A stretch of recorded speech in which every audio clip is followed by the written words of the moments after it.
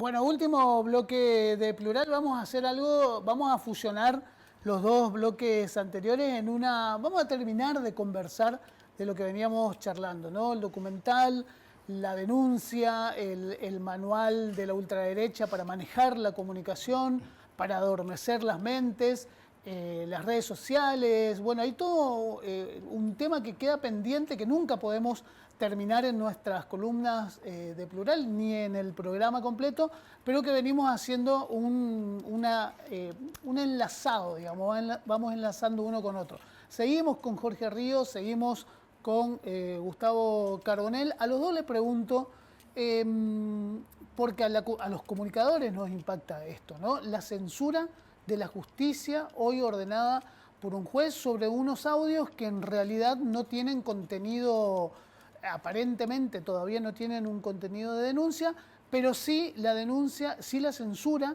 pero también el allanamiento a la prensa, a los comunicadores. ¿Cómo ven esto? Bueno, un poco volvemos a esa pregunta que nos hacíamos, ¿no? ¿Hasta dónde? ¿Cuáles son los límites que están dispuestos a hacer cuando se ven acorralados en su narrativa, ¿no? Y en definitiva, en la legitimidad que también la ven erosionada, ¿no? Con todo lo que viene pasando. Y bueno, el viraje autoritario es una de esas posibilidades, ¿no? Según ese manual, volvemos a esta idea del manual de la ultraderecha, ¿no? Lo vimos en otros países, lo vemos en otros países, y es una posibilidad latente que, bueno, que acecha, si se quiere, ¿no? Gustavo, vos tuviste mucho tiempo afuera. ¿Viste esto en algunos otros países?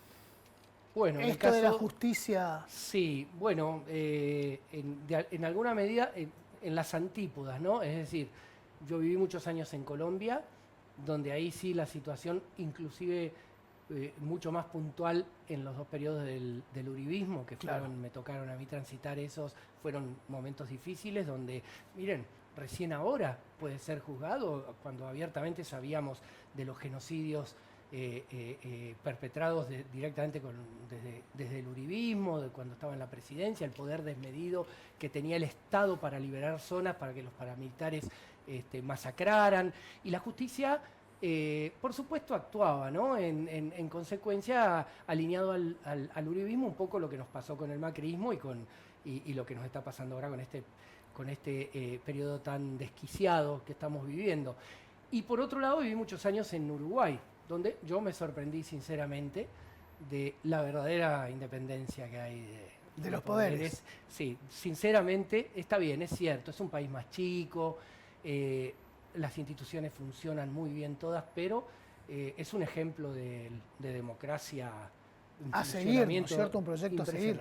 ¿Cómo? Es un ejemplo modelo a seguir, un modelo a seguir. Sin dudas, todo se discute, los jueces son incapaces de entrometerse, salvo en algún caso los fiscales que quisieron defender a la calle Pou con algunos casos de corrupción que tuvo. Bueno, blanco es, gallina lo pone, es un gobierno Claro. de derecha, no hay manera de negar que ellos tienen otras formas de manejarse, pero en líneas generales hay una discusión permanente entre instituciones con mucho respeto.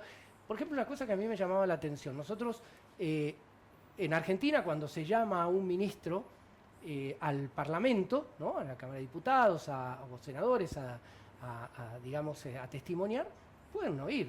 Y de hecho nunca van. Si mandan a alguien a un mando medio, y a veces ni van, una falta de respeto a las instituciones completamente. En Uruguay eso no pasa, ¿eh? Yo he visto, le piden, son interpelados, son interpelaciones, así Claro, se llama, sí. prácticamente semanalmente. Van a dar cuentas a la legislatura, es decir, la justicia, la legislatura, yo en eso sí he visto que funciona muy bien.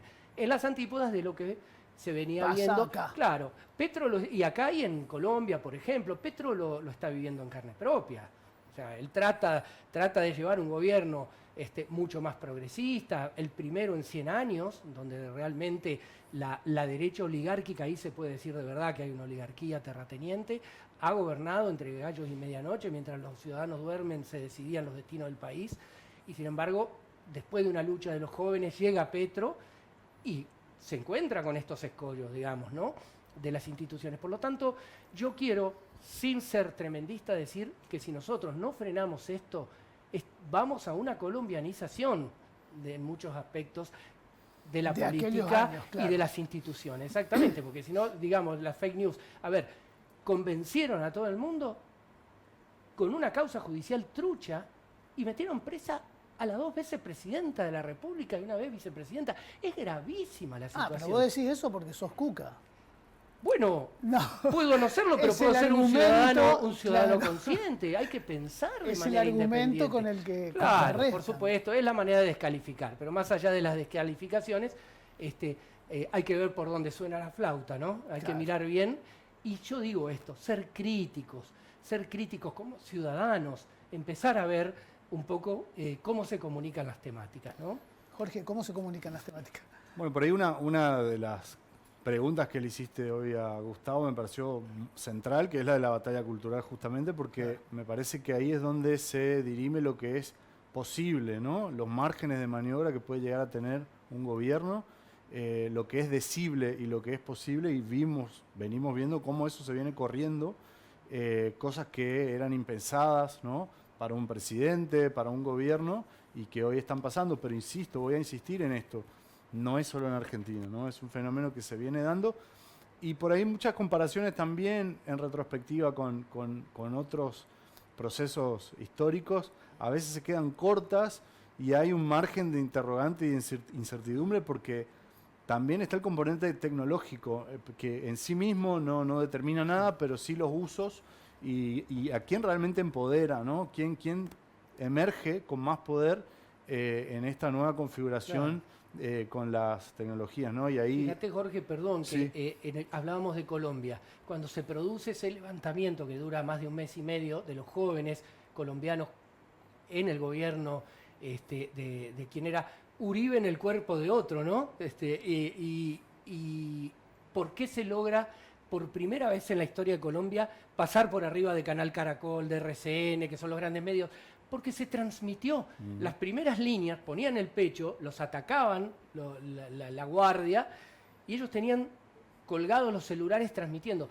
Yo seguí desde Montevideo, en ese momento estaba viviendo en Montevideo y retransmitía en mi canal un montón de transmisiones por todas las redes habidas y por haber en directo de lo que estaba sucediendo. Entonces no lo pudieron ocultar más. Claro. Y ahí está lo que vos decís, ¿no? Del tema tecnológico. Claro que y a veces... otra vez el tema de los medios hegemónicos guionando y direccionando una ficción en realidad. Ahí, a riesgo de ser reiterativo, vuelvo a este autor que mencioné al principio, Giuliano d'Empoli, que bueno, una idea clave de su primer libro, que bueno, ahora salió otro que de alguna manera continúa con lo que fue Los Ingenieros del Caos, se llama La Hora de los Depredadores justamente, es esta idea de que la cultura y lo cultural precede a lo político. Entonces, por eso ahí la batalla cultural determina qué es lo posible en el ámbito político también, ¿no?